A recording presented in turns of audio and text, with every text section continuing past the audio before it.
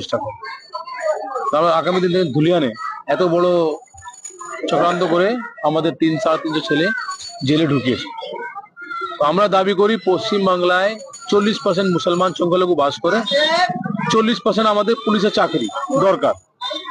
Police চাকরি দরকার হলে কি হবে, কে মিথ্যে মামলা দেওয়ার আগে যে আমাদের অন্য ধর্মের যে মানুষ আছে বা পুলিশ আছে ভাববে, চিন্তা ভাবনা করবে, আমাদের জন্য কথা তুলবে যে মুসলমান পুলিশ যখন যাবে সংখ্যালঘু আমার সমাজ থেকে আমাদের মিথ্যা মামলায় কেস দিতে পারবে না ইনশাল্লাহ। দ্বিতীয় কথা, 40% আমাদের অধিকার সভাতে এটাই আছে কি আমরা 40% পশ্চিমবাংলা থাকি, 40% আমার সরকারি চাকরি দরকার। আমাদের ইমাম ভাতা 15,000 টাকা দিতে হবে, আমাদের মসজিদ ভাতা 12,000 টাকা দিতে হবে। গোটা পশ্চিম বাংলায় আমাদের জেলায় স্কুল রাজ্য সরকার থেকে, ইংলিশ মিডিয়াম স্কুল, চিকিৎসার জন্য হসপিটাল।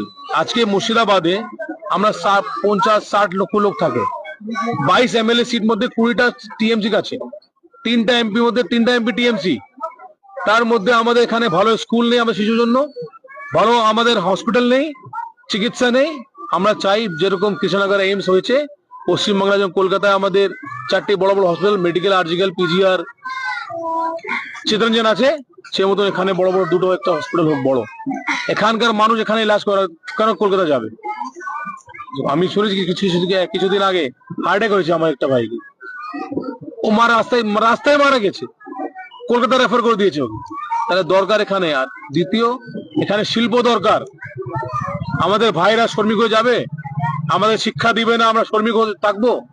আর বাইরে গিয়ে কিরকম থাকে ওরা আপনারা সবাই দেখেছেন আগামী 1-2 মাস আগে কি পশ্চিমবাংলা বলছে বাঙালি বলে মারছে, বলে বাংলাদেশি বলে মারছে, রোহিঙ্গা বলে মারছে।